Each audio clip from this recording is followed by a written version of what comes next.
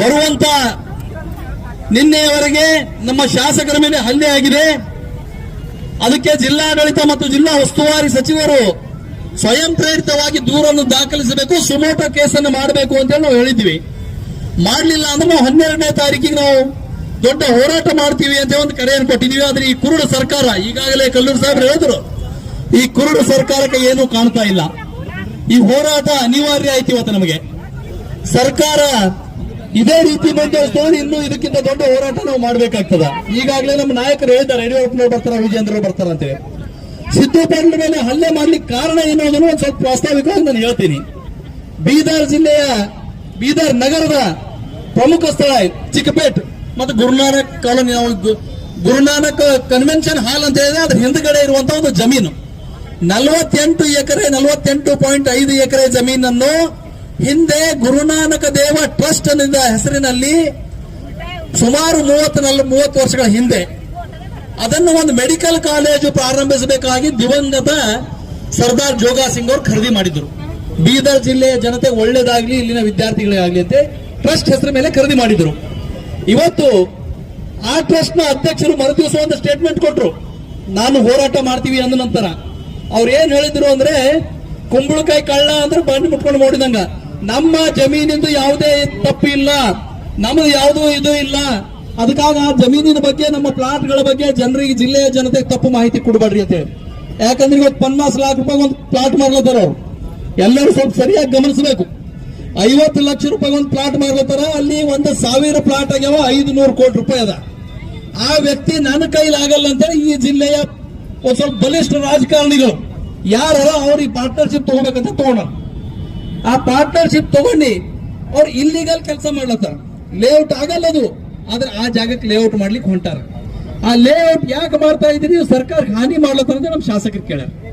ಇದು ಮೊದಲನೇ ಭಾಗ. ಇದಕ್ಕಿಂತ ಒಂದು ಸಣ್ಣ ಉದಾಹರಣೆ ಹೇಳ್ತೀನಿ. ನಮ್ಮೂರಲ್ಲಿ ಹುಡುಗಿಯಲ್ಲಿ, ಹುಮ್ನಾಬಾದ್ ತಾಲೂಕಿನ ಹುಡುಗಿಯಲ್ಲಿ ಒಂದು ಕರಿಬಸವೇಶ್ವರ ಹಾಲು ಉತ್ಪಾದಕರ ಸಹಕಾರ ಸಂಘ ಅಂತ ಹೇಳೋದು. ಬಹಳ ಹಳಿದದ. ಹಿಂದೆ ದೇವೇಂದ್ರಪ್ಪನವರು ಅಂತ ನಮ್ಮ ಜಿಲ್ಲೆಯಲ್ಲಿ ಬಹಳ ದೊಡ್ಡ ರಾಜಕಾರಣಿ ಇದ್ದರು. ಅವರು ಕಾಂಗ್ರೆಸ್ ಪಕ್ಷದಲ್ಲೇ ಇದ್ರು. ಅದು ಒಳ್ಳೆ ಹಾಲು ಉತ್ಪಾದಕ ಸಂಘ, ಇಡೀ ರಾಜ್ಯಕ್ಕೆ ಒಳ್ಳೇದಿತ್ತು.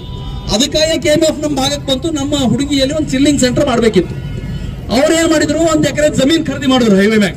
ಆ ಸೊಸೈಟಿ ಫಾಯ್ದಾ ಬಂದಿ ರೊಕ್ಕದಾಗ ಆ 1 ಎಕರೆ ಜಮೀನ್ ಖರೀದಿ ಮಾಡಿ ಒಂದು ಚಿಲ್ಲಿಂಗ್ ಸೆಂಟರ್ ಕಟ್ಕೊಟ್ರು. ಅದಕ್ಕೆ ಆ ಚಿಲ್ಲಿಂಗ್ ಸೆಂಟರ್ ಕಟ್ಟಿದ ಮ್ಯಾಗ ಅವ್ರು KMF ಹೋದ್ರೆ ಎಣ್ಣೆ ಇದ್ರೆ ನಮ್ಗೆ ಕಿರೆ ತಗೊಳ್ಳೋ ಬರ್ತಿಲ್ಲ, ಬರಲ್ಲ ಅಂತ ಹೇಳಿ ಅವ್ರು 4-5 ವರ್ಷ बाद ಅದಕ್ಕೆ ಎಣ್ಣೆಗೆ ಅಪ್ಲೈ ಮಾಡಿದ್ರು. ಜಿಲ್ಲಾಧಿಕಾರಿ ಏನ್ ಹೇಳಿದ್ರು ಅಂದ್ರ, ಯಾರು ಈ ಭೂ ಸುಧಾರಣೆ, ಕರ್ನಾಟಕ ಭೂ ಸುಧಾರಣೆ ಕಾಯ್ದೆ 1960 ಪ್ರಕಾರ ಯಾರು ಒಕ್ಕಲಿಗರ ಇರಲ್ಲ, ಯಾರು ರೈತ ಇರಲ್ಲ, ಅವರಿಗೆ ರೈತರ ಕೃಷಿ ಜಮೀನ್ ಖರೀದಿ ಮಾಡ್ಲಿಕ್ಕೆ ಪರ್ಮಿಷನ್ ಇಲ್ಲ ಕರ್ನಾಟಕದಾಗ.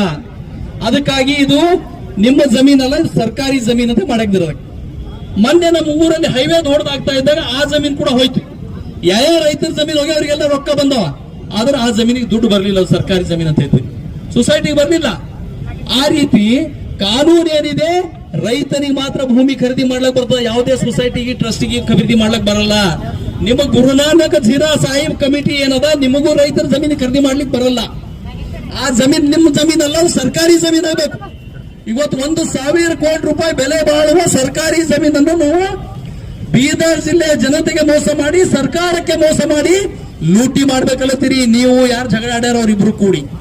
ಇದಕ್ಕೆ ಭಾರತೀಯ ಜನತಾ ಪಕ್ಷ ಅವಕಾಶ ಕೊಡೋದಿಲ್ಲ.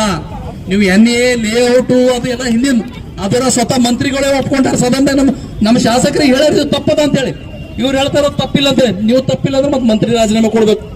ಸದನ ತಪ್ಪದಂತೆ ಭೈರತಿ ಸುರೇಶ್ ಹೇಳರು, ಅವರ ರಾಜೀನಾಮೆ ಕೊಡ್ಬೇಕು ಅಂತ ನೀವರ ಅದು ಬಿಟ್ಟು ಕೊಡ್ಬೇಕು ಸರ್ಕಾರ.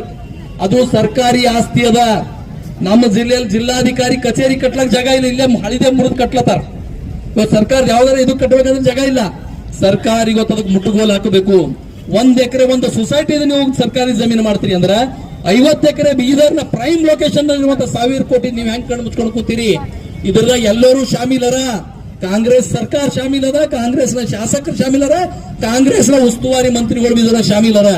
ಯಾಕೆ ಅವ್ರು ಕ್ರಮ ಕೈಗೊಳ್ತಾ ಇಲ್ಲ? ಕಾನೂನು ಇದೆ, ನಿನ್ನದೇ ಕಾನೂನು 2021 ಬದಲಾವಣೆ ಆಗ್ಯಾದ.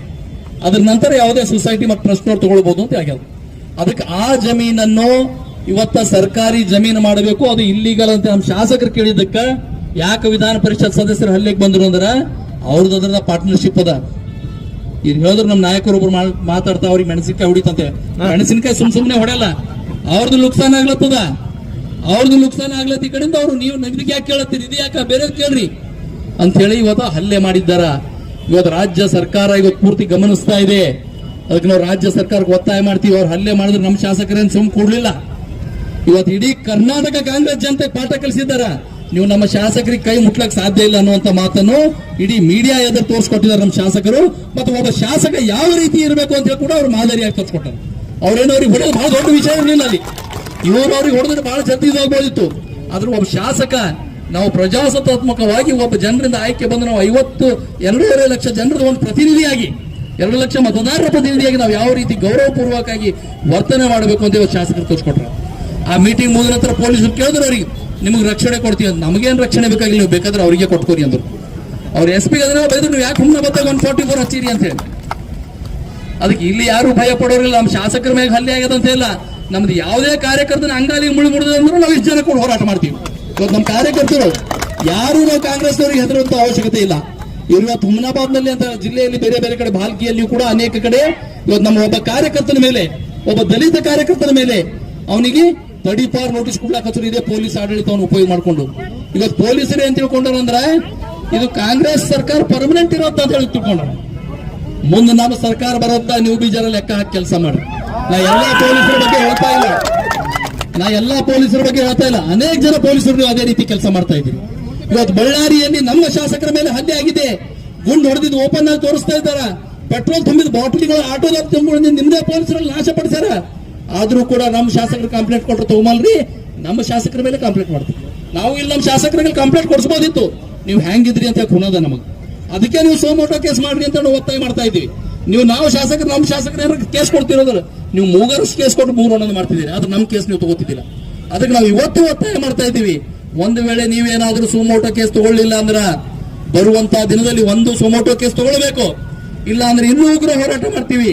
ಎರಡನೇದು ನಾವು ಜಿಲ್ಲಾಧಿಕಾರಿಗಳಿಗೆ ಒತ್ತಾಯ ಮಾಡ್ತೀವಿ, ಆ ಜಮೀನ್ ಏನಿದೆ ಅದು ಕೂಡಲೇ ಸರ್ಕಾರಿ ಜಮೀನಂತೆ ಪರಿವರ್ತನೆ ಆಗಬೇಕು. ಇಲ್ಲದ್ರೆ ಆ ಜಮೀನ್ ವಿರುದ್ಧ ಕೂಡ ನಾವು ಹೋರಾಟ ಮಾಡ್ತೀವಿ. ಅದು ಒಂದೇ ಜಮೀನಲ್ಲ, ಬೀದರ್ನಲ್ಲಿ ಈ ರೀತಿ ಯಾರ್ಯಾರು ಜಮೀನು ಕಬ್ಜಾ ಮಾಡಿರೋ ಸರ್ಕಾರಿ ಜಮೀನುಗಳು, ಆ ಎಲ್ಲಾ ಸರ್ಕಾರಿ ಜಮೀನುಗಳನ್ನು ತೆರವುಗೊಳಿಸಲಿಕ್ಕೆ ಭಾರತೀಯ ಜನತಾ ಪಕ್ಷ ಯಾವ ರೀತಿ ಎಲ್ಲಿಯವರೆಗೆ ಹೋರಾಟ ಮಾಡಬೇಕು ಅಲ್ಲಿಯವರೆಗೆ ನಾವು ಹೋರಾಟ ತಗೊಂಡು ಹೋಗ್ತೀವಿ. ಗ್ರಾಹಕರ ಸ್ಯಾಟಿಸ್ಫ್ಯಾಕ್ಷನ್ ನಲ್ಲಿ ನಂಬರ್ 1 ತೃಪ್ತಿಕರ ದೈಹಿಕವಾದ ಹುಮ್ನಾಬಾದ್ನ SV TVS ಶೋರೂಮ್ ನಿಮಗಾಗಿ ತರುತ್ತಿದೆ ಹೊಸ ಮಾಡೆಲ್ಗಳ ಹೊಸ ಬೈಕ್ಗಳು. ಇಲ್ಲಿ TVS ನ ಸ್ಪೇರ್ ಪಾರ್ಟ್ಸ್ ಹಾಗೂ ಸರ್ವಿಸ್ ಕೂಡ ಲಭ್ಯ. ಹಾಗಿದ್ರೆ ತಡೆಯಾಕೆ ಹಿಂದೆ ಭೇಟಿ ನೀಡಿ ನಾಗಲಕ್ಷ್ಮಿ ದಾಬಾ ಹತ್ತಿರ ಗುಲ್ಬರ್ಗಾ ರೋಡ್, ಹುಮ್ನಾಬಾದ್. ಹೆಚ್ಚಿನ ಮಾಹಿತಿಗಾಗಿ ಸಂಪರ್ಕಿಸಿ 8494951009. ಫ್ಲಾಟ್ ಖರೀದಿಸುವ ಪ್ಲಾನ್ ಇದ್ದೀರಾ? ಹಾಗಾದ್ರೆ ಕೇತಕಿ ಡೆವಲಪರ್ಸ್ ನಲ್ಲಿ ಮೂಲಭೂತ ಸೌಕರ್ಯಗಳುಳ್ಳ CC road, footpath, garden, under drainage, water supply, ಉತ್ತಮ ಪರಿಸರವುಳ್ಳ ಫ್ಲಾಟ್ಸ್ ಲೇಔಟ್ ಲಭ್ಯ.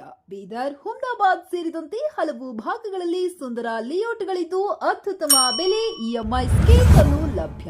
ಹಾಗಿದ್ರೆ ತಡೆಯಾಕೆ ಹಿಂದೆ ಸಂಪರ್ಕಿಸಿ 7676474747. MD ಸಂಗಮೇಶ್ ಚಿದ್ರಿ, ಹುಮ್ನಾಬಾದ್.